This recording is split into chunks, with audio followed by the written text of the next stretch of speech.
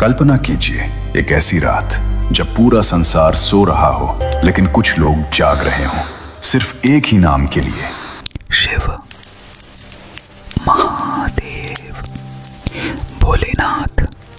कहते हैं ये वो रात है जब समय धीमा पड़ जाता है, जब कर्मों का हिसाब बदल सकता है, जब एक छोटा सा संकल्प पूरी जिंदगी की दिशा पलट सकता है। ये वही रात है, महाशिवरात्रि की रात।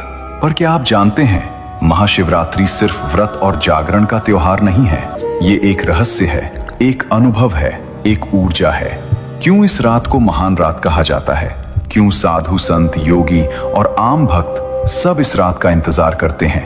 क्या वाकई इस रात शिव जागते हैं या फिर ये रात हमें खुद को जगाने के लिए दी गई है? आज की इस यात्रा में आप जानेंगे महाशिवरात्रि की छुपी कहानियां, उस रात की लीलाएं जो ग्रंथों में दबी रह गईं, और वो सरल बातें जो आपकी अपनी जिंदगी से सीधी जुड़ती हैं। तो बने रहिए हमारे साथ, क्योंकि ये सिर्फ एक कहानी नहीं, ये वो रात है जो अगर समझ आ जाए तो आपका कल, आपका जीवन दोनों बदल सकते हैं। दोस्तों, सबसे पहले बात करते हैं महाशिवरात्रि है क्या। साल के हर महीने की एक शिवरात्रि होती है, हर महीने के कृष्ण पक्ष की चतुर्दशी को। लेकिन फाल्गुन महीने की कृष्ण पक्ष की चतुर्दशी को जो रात आती है उसे कहते हैं महाशिवरात्रि, यानी सभी शिवरात्रियों में सबसे महान, सबसे पवित्र, सबसे शक्तिशाली। अंग्रेजी कैलेंडर के हिसाब से ये फरवरी या मार्च में आती है। ठंड और गर्मी का संधिकाल, प्रकृति में बदलाव का समय। हिंदू परंपरा में दिन अक्सर उत्सव के लिए होते हैं। होली, दिवाली, दशहरा सब दिन में मनाए जाते हैं। रोशनी, रंग, खुशियां। लेकिन रातें आत्मचिंतन के लिए होती हैं, गहराई में जाने के लिए, अपने भीतर झांकने के लिए। महाशिवरात्रि दोनों का संगम है, उत्सव भी और आत्मचिंतन भी। बाहर मंदिरों में भीड़, घंटियां, नारे, अंदर मन में शांति, ध्यान, मौन। कुछ लोग इसे केवल व्रत का दिन मानते हैं, कुछ लोग इसे शादी की सालगिरह कहते हैं, शिव और पार्वती की। कुछ के लिए ये ध्यान, मौन और साधना की सबसे बड़ी रात है, और कुछ के लिए यह वो रात है जब शिव का तीसरा नेत्र खुलता है। शिव के 3 नेत्र हैं, 2 बाहर की दुनिया देखते हैं, तीसरा भीतर की दुनिया देखता है। जिस रात शिव का तीसरा नेत्र खुला, उस रात कामदेव जलकर राख हो गया, क्योंकि जब आंतरिक दृष्टि जागती है तो बाहरी वासनाएं स्वतः जल जाती हैं। महाशिवरात्रि हमें भी यही मौका देती है, अपना तीसरा नेत्र खोलने का, आत्मदर्शन का, आत्मबोध का। लेकिन असल में महाशिवरात्रि एक आम इंसान को मौका देती है कि वो कुछ घंटों के लिए इस भागती दौड़ती दुनिया से हटकर अपने भीतर झांक सके, अपने सवालों से मिल सके और उस शक्ति को महसूस कर सके जिसे हम शिव कहते हैं। अब सुनिए एक प्राचीन कथा, एक ऐसी कथा जो शिवलिंग के रहस्य को खोलती है। बहुत समय पहले जब सृष्टि नई नई बनी थी, ब्रह्मा और विष्णु के बीच एक वाद विवाद हो गया। विषय था सृष्टि में सबसे बड़ा कौन? सृष्टि में सबसे बड़ा कौन?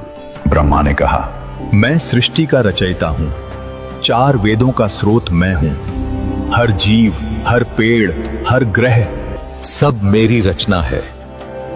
मैं सबसे बड़ा हूँ। विष्णु धीरे से मुस्कुराए, बोले, रचना तो ठीक है ब्रह्मा जी, लेकिन पालन? अगर मैं न रहूं तो सृष्टि एक पल भी नहीं टिक सकती।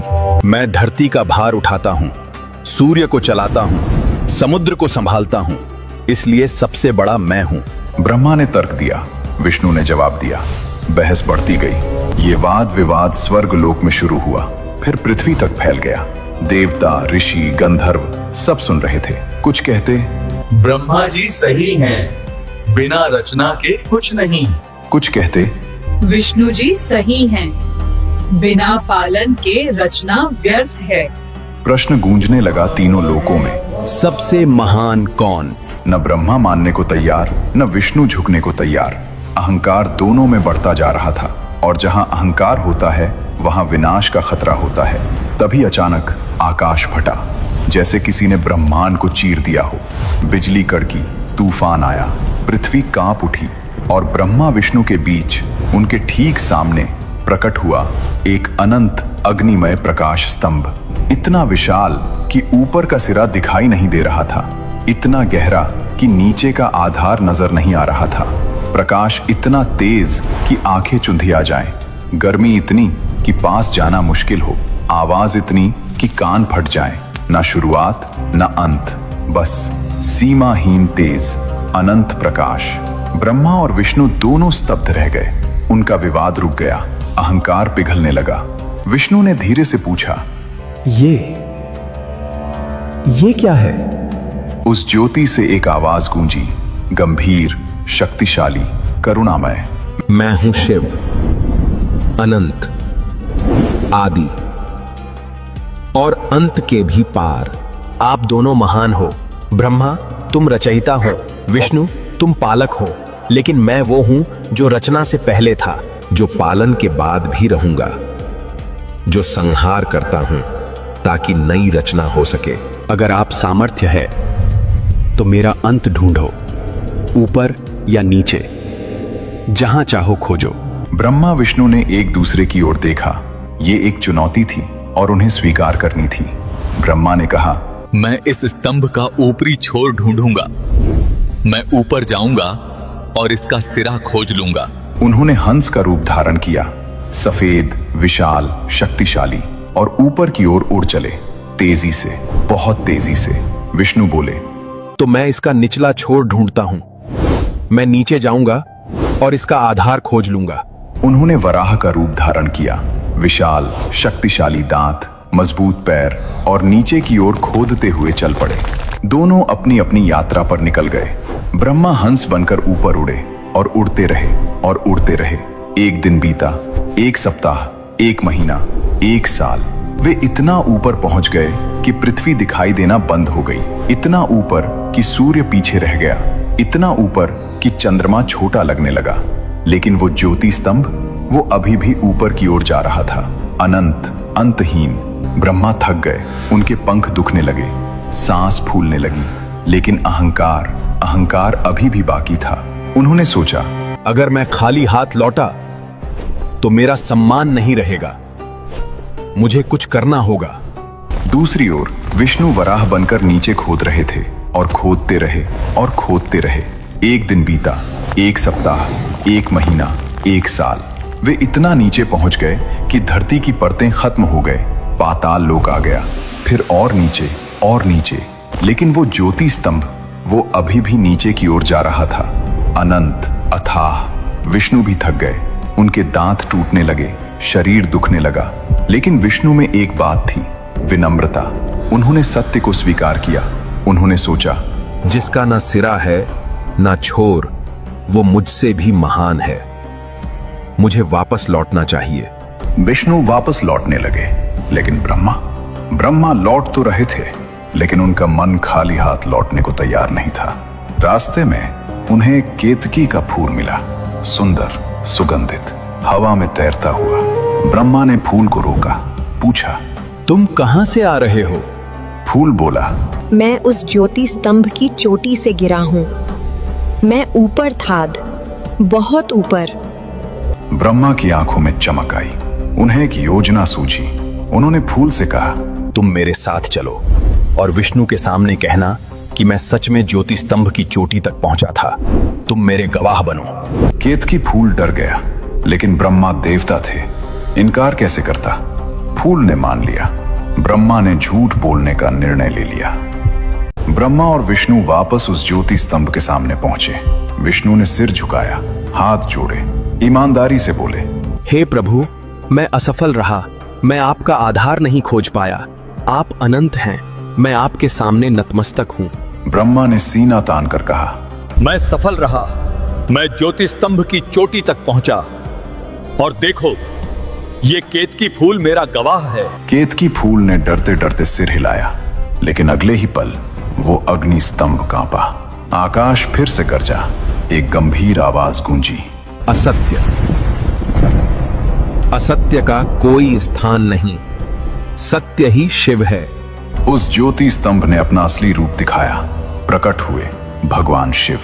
तीसरा नेत्र खुला, त्रिशूल हाथ में, क्रोध में लेकिन नियंत्रित। शिव ने ब्रह्मा की ओर देखा, बोले, ब्रह्मा, आपने झूठ बोला। तुमने सत्य से विमुख होकर असत्य का सहारा लिया। आप रचयिता हो, लेकिन आज आपने धर्म की रचना नहीं की। मैं आपको श्राप देता हूं। पृथ्वी पर आपकी पूजा नहीं होगी, आपके बड़े मंदिर नहीं बनेंगे, लोग आपको याद तो करेंगे, लेकिन पूजा विष्णु और मेरी होगी। ब्रह्मा का सिर झुक गया। पहली बार उन्हें अपनी गलती का एहसास हुआ।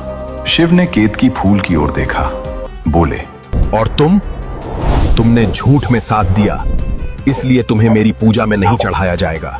तुम सुगंधित हो, लेकिन शिवलिंग पर तुम्हारा स्थान नहीं।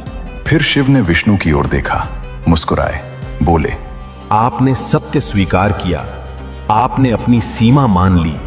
यही महानता है, यही भक्ति है। आप सदा पूजे जाओगे, आपके हजारों मंदिर होंगे और मैं तुम्हारे साथ रहूंगा।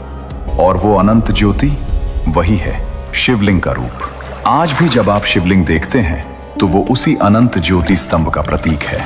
ना शुरुआत ना अंत, बस अनंत। महाशिवरात्रि की रात कई जगहों पर लिंगोद्भव की पूजा होती है, उस दिव्य ज्योति की जिसने ब्रह्मा विष्णु दोनों को झुका दिया था। ये कथा हमें क्या सिखाती है? बहुत सरल बात, जहां अहंकार झुकता है वहां शिव प्रकट होते हैं, जहां सत्य होता है वहां शिव होते हैं। झूठ से आप किसी को धोखा दे सकते हैं, लेकिन खुद को नहीं, और शिव को तो बिल्कुल नहीं। दोस्तों, महाशिवरात्रि से जुड़ी एक और बहुत ही सुंदर और भावुक कहानी है शिव पार्वती के विवाह की। लेकिन इस कहानी को समझने के लिए हमें पीछे जाना होगा। सती की कहानी। शिव की पहली पत्नी थी सती, राजा दक्ष प्रजापति की पुत्री। सती को शिव से गहरा प्रेम था, लेकिन दक्ष को शिव पसंद नहीं थे।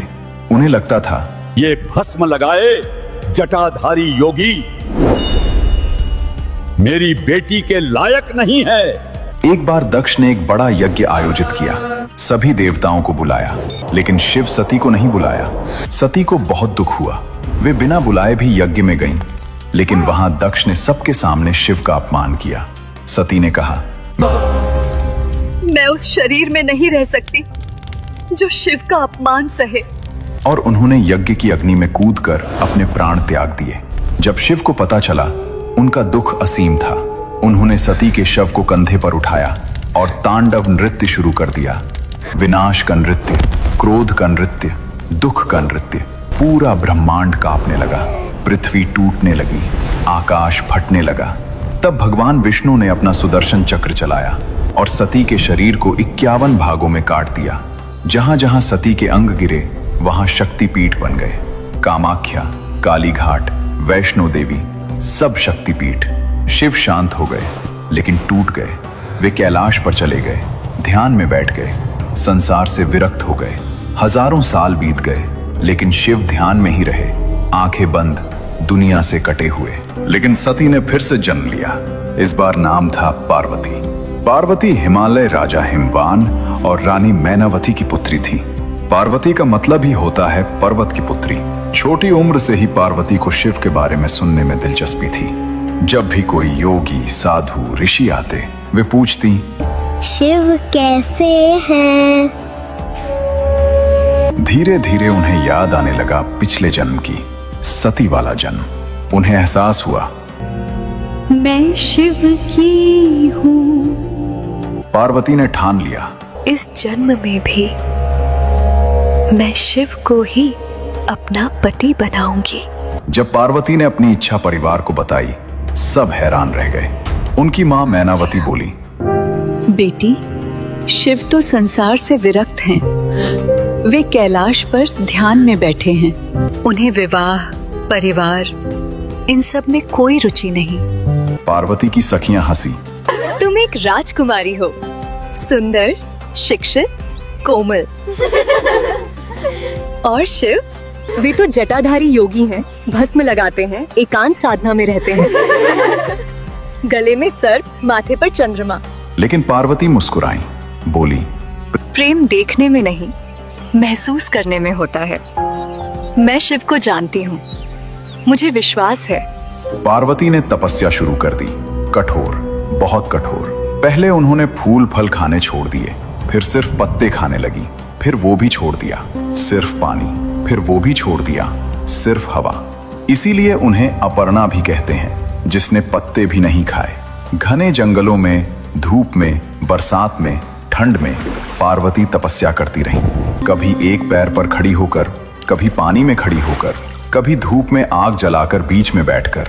महीने बीते, साल बीते, लेकिन शिव की आंखें नहीं खुली। पार्वती नहीं हारी। वे जानती थीं ये हठ नहीं, भक्ति है। यह जिद नहीं, प्रेम है। स्वर्ग में देवताओं को चिंता होने लगी। एक राक्षस था, तारकासुर। उसे वरदान मिला था कि केवल शिव का पुत्र ही उसे मार सकता है। लेकिन शिव तो ध्यान में बैठे थे। अगर शिव का विवाह नहीं हुआ तो पुत्र कैसे होगा और तारकासुर का अंत कैसे होगा? देवताओं ने कामदेव को भेजा। कामदेव प्रेम के देवता। उनके पास पुष्प बाण था, जिस पर चलाया उसके मन में प्रेम जाग जाता। कामदेव कैलाश पर गए। शिव ध्यान में थे। पार्वती पास में तपस्या कर रही थी। कामदेव ने अपना पुष्प बाण शिव पर चलाया। अचानक शिव की आंखें खुली, लेकिन खुशी से नहीं, क्रोध से। उनका तीसरा नेत्र खुल गया। उससे एक अग्नि किरण निकली, सीधे कामदेव पर। अगले ही पल कामदेव जलकर राख हो गए। कामदेव की पत्नी रति रोने लगी। देवता घबरा गए, लेकिन शिव को एहसास हो गया ये कामदेव का दोष नहीं था, ये देवताओं की योजना थी। शिव ने फिर से अपनी आंखें बंद कर ली, लेकिन इस बार कुछ बदल गया था। शिव ने पार्वती को देख लिया था। एक झलक, बस एक झलक, और उस झलक में उन्होंने पार्वती की तपस्या देखी, उनका समर्पण देखा, उनकी भक्ति देखी। शिव समझ गए ये कोई साधारण स्त्री नहीं है, ये शक्ति है, ये प्रकृति है, ये सती है, फिर से लौट आई है। शिव ने अलग अलग रूप धारण करके पार्वती की परीक्षा ली। एक बार बूढ़े ब्राह्मण बनकर आए। पूछा, तुम शिव से क्यों विवाह करना चाहती हो? पार्वती ने कहा, क्योंकि मैं उन्हें प्रेम करती हूँ। लेकिन वे तो भिखारी हैं, भस्म लगाते हैं। पार्वती मुस्कुराई।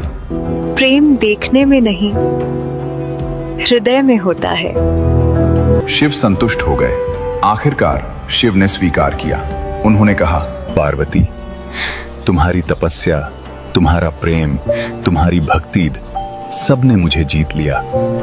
और कई मान्यताओं के अनुसार महाशिवरात्रि की ही रात शिव पार्वती का दिव्य विवाह हुआ। कैलाश पर्वत सज गया। देवताओं ने आकर आशीर्वाद दिया।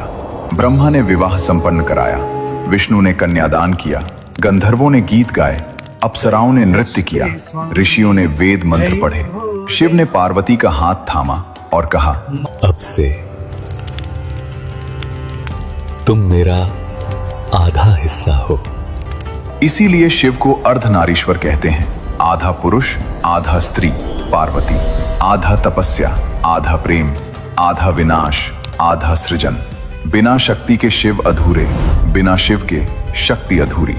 अब सुनिए महाशिवरात्रि से जुड़ी एक बहुत ही सुंदर और प्रेरक कहानी।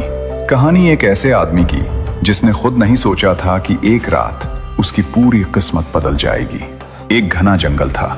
जंगल के किनारे एक छोटा सा गांव। उस गांव में रहता था एक शिकारी। नाम था लुब्धक। लुब्धक शब्द का मतलब ही होता है लालची, और ये नाम बिल्कुल सही था। लुब्धक ईमानदार नहीं था। वो जंगल में जानवरों का शिकार करता, कभी जरूरत से ज्यादा मारता, कभी छोटे जानवरों को भी नहीं छोड़ता, पैसे के लिए कुछ भी कर देता। गांव के लोग उससे डरते थे।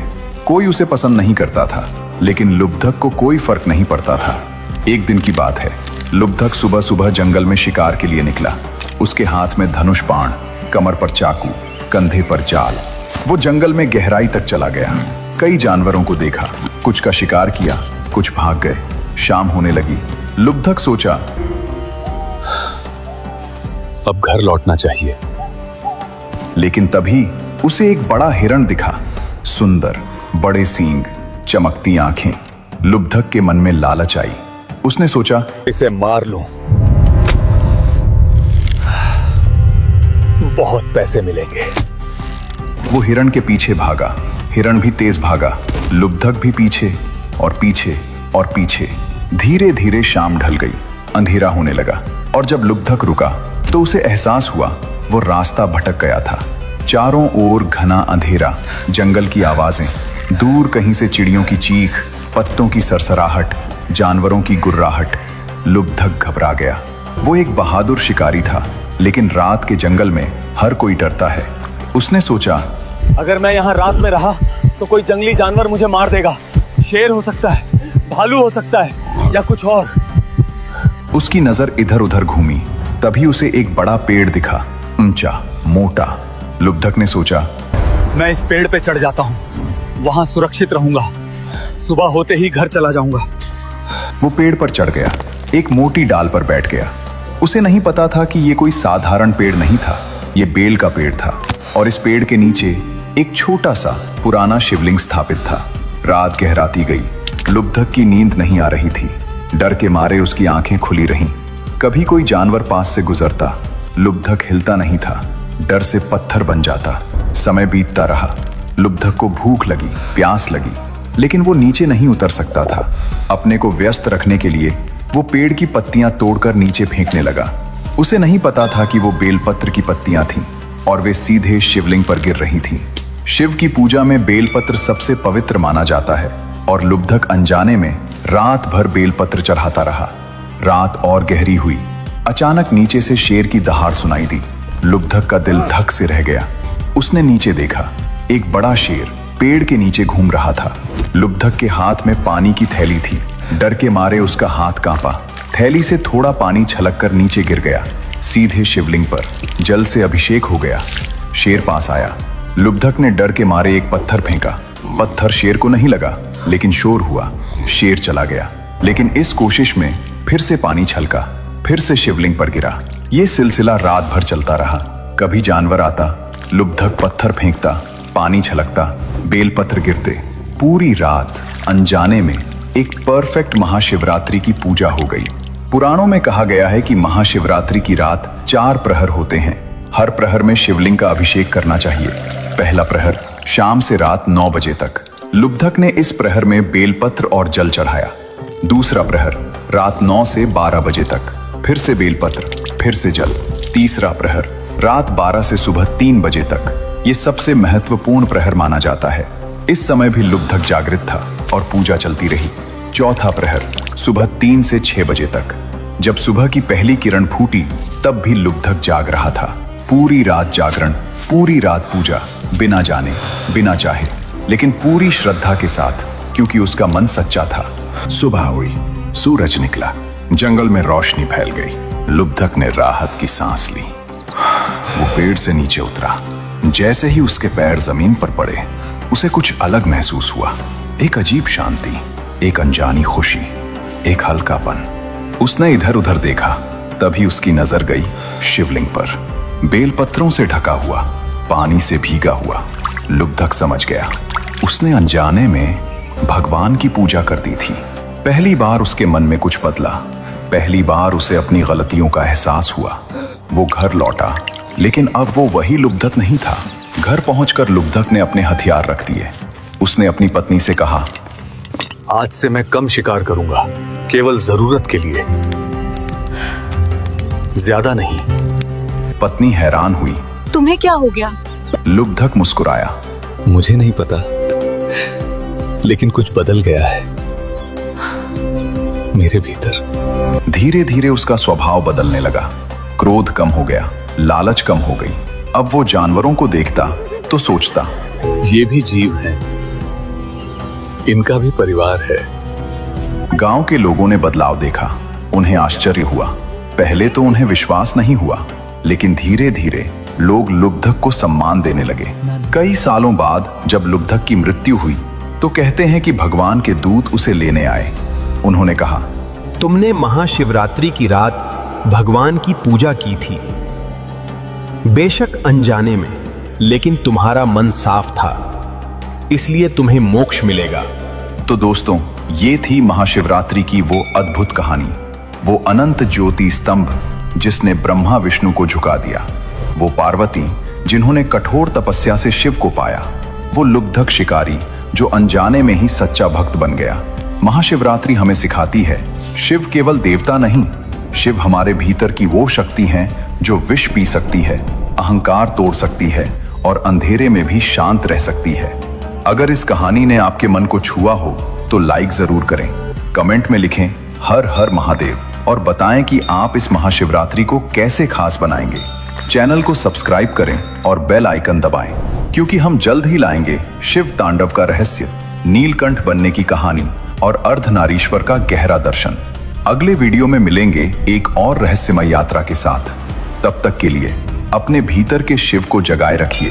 हर हर महादेव, जय भोलेनाथ, शुभ महाशिवरात्रि।